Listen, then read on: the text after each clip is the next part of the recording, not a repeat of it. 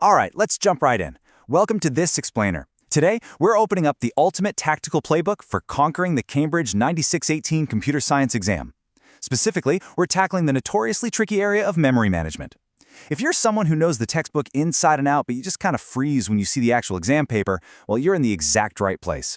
We're not just reviewing basic concepts here. No, we're looking at exactly how examiners grade and how you can systematically capture maximum marks. Oh, and before we get started, make sure to subscribe to our YouTube channel, Ace the Exams, _IGCSE, to excel in your Cambridge examinations. All right, let's dive in. So here's our game plan for today. We've got 5 parts. 1, the assessment challenge. 2, mastering core principles. 3, the 5-step methodology. 4, critical evaluation. And 5, avoiding common exam traps. Okay, Section 1, the assessment challenge, the opponent. To actually win at this, you've got to analyze how the exam is designed to challenge you in the first place. I want you to look at this exact question posed by Cambridge senior examiners. Why do students find applying concepts to unfamiliar contexts so hard? It's a great question, right? Most students lose easy marks here because they rely entirely on rote memorization. Just memorizing terms like paging or segmentation.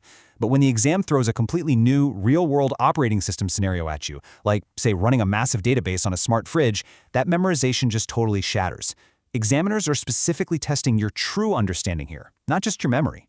Moving right along to Section 2, Mastering Core Principles, which is really your foundation.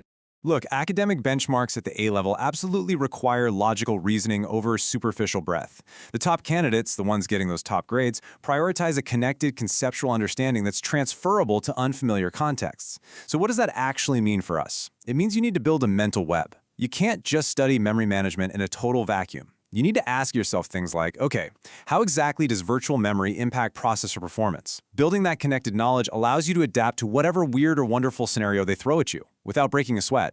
Now, a massive part of this connected understanding relies on algorithmic thinking. Cambridge examiners are literally desperate to see this from you. It means approaching problems through step-by-step decomposition, selecting appropriate data structures, ensuring efficient implementation, and applying rigorous testing logic. If you can prove to the examiner that your brain processes information this way, you instantly elevate your grade. It's a total game changer. All right, on to Section 3, the 5-step methodology. This is all about tactical execution. Picture this. You're staring down a complex, high-mark question. Panic is your enemy here, and structure is your absolute best friend. You need to internalize this 5-step method. Step 1, deconstruct the question in the command words. Step 2, extract the relevant data parameters from the scenario. Step 3, select the applicable analytical framework. Step 4, execute with clear notation.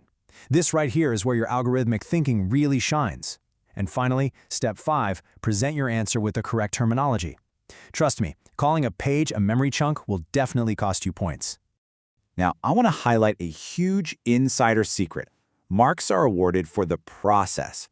We call this the method mark strategy. Look, the examiners aren't just hunting for some magic final answer. They're actually grading your procedural framework. If you diligently follow the 5 steps we just went over, you're physically documenting your logic right there on the page. And that process itself earns you points, which is a massive safety net. Quick reminder, if you're finding this helpful, make sure to subscribe to our YouTube channel, Ace the Exams, at @AceTheExams_IGCSE to excel in your Cambridge examinations.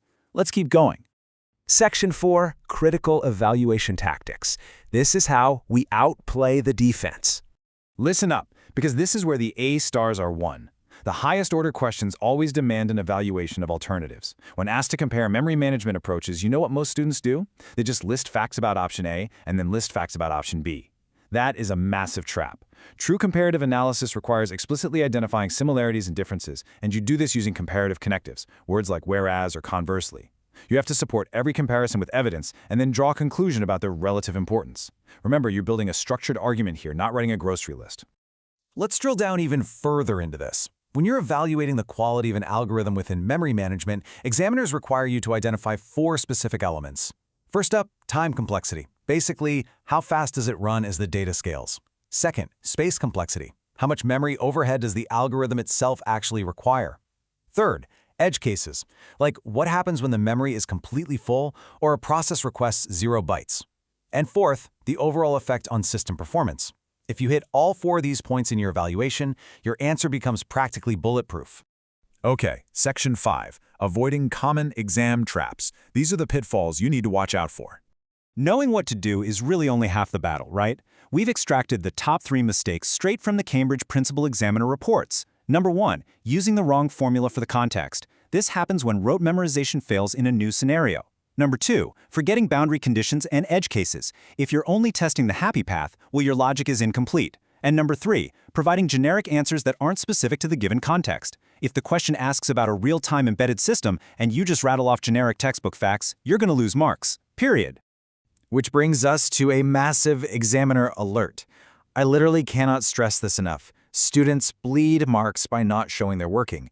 Remember the method mark strategy we talked about earlier? If you execute your steps on paper and mess up the final calculation, the examiner can still award you points for the logical steps you took. But if you do it all in your head and just write down a wrong final answer, you get 0. Leaving your working off the page is the biggest unforced error you can possibly make in computer science. Seriously, show your work. All right, I've got a quick, actionable memory hack for you to try right now. There are numerous factors affecting memory management, right? Fragmentation, allocation strategies, paging tables, the whole shebang. I want you to create an acronym for these core factors. By actively creating your own mnemonic device, you transition from just passively listening to this explainer to actively encoding the information into your own memory. It's a proven way to lock in complex data. Try it out. So, let's recap.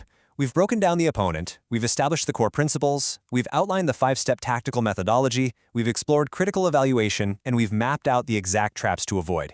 You now possess the examiner's playbook for memory management and operating systems. But here's the final provocative thought I want to leave you with. Knowing all of this, how are you going to systematically execute this strategy on your very next past paper? Don't just file this information away in the back of your brain. Apply it today. Change how you practice, and I promise you will change your results. Oh, and one last reminder, subscribe to our YouTube channel Ace the Exams at AceTheExams_IGCSE to excel in your Cambridge examinations. Thanks for joining me on this explainer and keep mastering those systems.